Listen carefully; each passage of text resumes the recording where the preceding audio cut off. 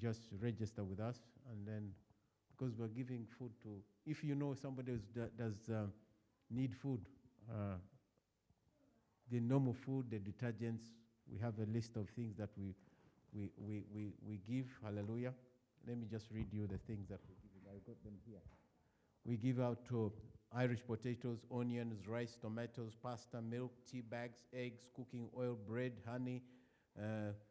For those, we have specific people we give honey because they normally don't take. I'm not going to mention their name. We're giving out drinks, sea salt, sugar, cornflakes, toiletries. We're giving washing, machine washing, liquid, toothbrush for those who, specific people who were referred to us that they need those. If you are not referred to us that you need a toothbrush, we know that we're not going to buy it for you. Toilet tissues is a must. We buy them and give them. And then toilet cleaner is a must. We do that. So please, if you know anybody, we are happy to give. The churches. We are giving. We drive out and take food to those people as part of our ministry, and we love doing it. I drive sometimes with Pastor Hope. Sometimes we end up at 10 a.m. We are happy to do it because it's a blessing. Hallelujah. So if you know anybody, and just let us know. We got a form here. We got a name. We fill the form, the name, and all this we shall. We are not giving people just to bring them to church. No. If they are Muslims, Catholics, whatever they are, for us, we are only addressing a need. We don't want, we have given so many people, none of them is here in the church, and we are not bothered. But as long as they have something to put food in their stomach and take care of their families and take care of their homes, we are happy to do that, and we're going to continue to do it until the Lord stops us. Hallelujah. And hallelujah. Yes, Michael. You come on front, Pastor.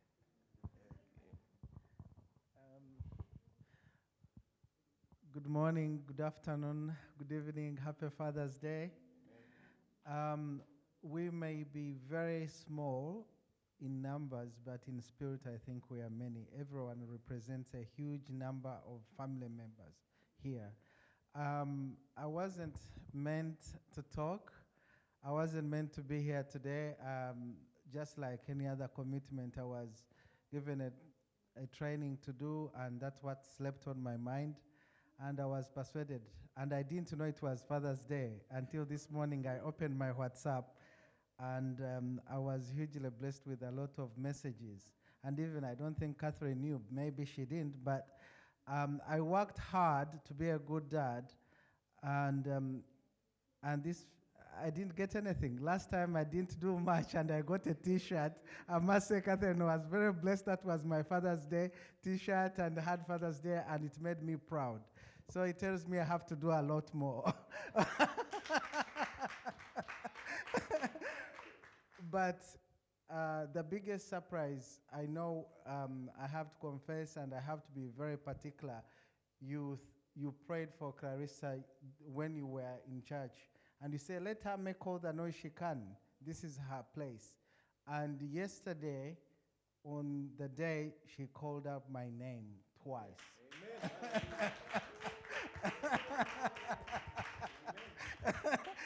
And you prophesied this. I remember she was seated there, and you said, let her speak, and you know we are going, and I couldn't sit there. And we were in the chat, and she said, Michael, and even came back to me. I said, Michael. So the things we may take for granted can be so real. And I have one thing that has always driven me. I don't think there has ever been a better lesson than what you taught us today. And I really would want, in your own free time, if you can pass maybe some of these lessons, because I feel the teaching today has been very much on point. And I feel I have been reminded. Even as you are talking, I felt like I need to use my credit card to run to Sainsbury's and provide for the whole.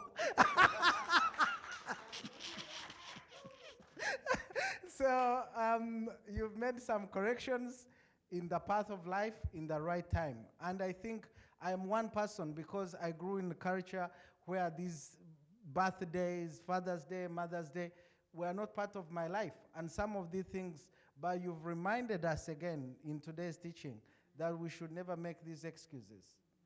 But these are reminders, like we are driving and they say, don't drive over 20, don't drive over 30. I think they are reminders of our responsibilities. Like you say that a male can be a male, but a father is a choice. And you mentioned almost everything. But one thing you didn't mention, I think, was the responsibility. You talked much about the children, but I think also the women, they carry the same responsibilities. I thought you can never be a better child without a better example. And the society, you've mentioned the role of society in terms of impacting behavior. And I feel we are living in a society, and let us not shy away this. Women were very intimidated. Women have got more power that we feel powerless. And it's a threat in terms of responsibility. It is a threat in making choice. It is a threat in whom you have to date. It is a threat where you take your date. You are going to be judged. and all these are impacting on choices we make. And you've said, according to the statistics, it's very threatening that all these fatherless homes, they are targets for people, for criminal targets. I didn't know that even these criminal gangs, they are targeting families that are homeless. They say, oh, this is where the families are. So, but I take responsibility and I urge any other family member, let us not be a threat to ourselves. But I think we need the same understanding that we are living in a changing society, and I really feel that women nowadays, they have more power.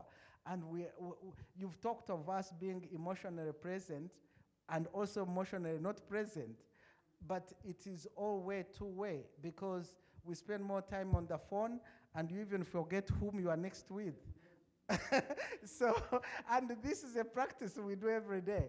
But spiritually speaking today, the message was very spot on. And thank you very much for this opportunity. And thank you very much. Hallelujah.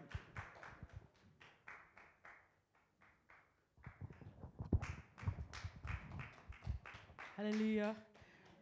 Just as something quick, we want to celebrate the fathers in the house. You're not forgotten. So we've got some vouchers for you. We just want to say thank you for being amazing fathers. And we've got a special voucher for Michael, who's going to be a father one day. You'll be a father one day. So we just want to just give thank you for being an amazing father. Thank you, our dear pastor. Thank you for being an amazing father.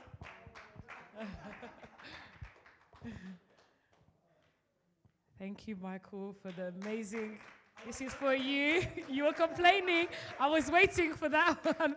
And thank you, Michael, as well. One day you're going to be a father as well. Thank you.